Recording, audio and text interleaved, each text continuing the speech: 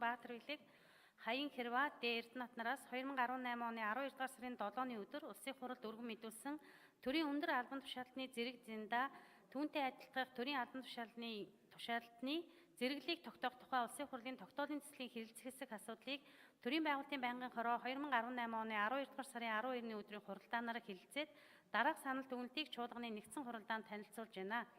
Төрийн өндөр албан тушаалтны зэрэг зэндаа түүнтэй адилдах төрийн албан тушаалтны зэрэглэлийг шинжилэн Улсын хурлын 2002 оны 73 дугаар тогтоолоор баталсныг одоо мөрдөгдөж байгаа бөгөөд энэхүү ангилал зэрэглэлийг үндсэндээ хэвээр хадгалж холбогдох байгууллагуудын бүтцийг шинжилэхэд шинээр батлагдсан болон хасагдсан албан тушаалыг энэхүү тогтоол тусгаснаар төрийн албаны тухай хуулийн шинжилсэн найруулгын үзэл санаа хэм хэмжээнд нийцүүлэх шаардлагыг хангах боломжтой гэж хууль санаачлагчид үзжээ.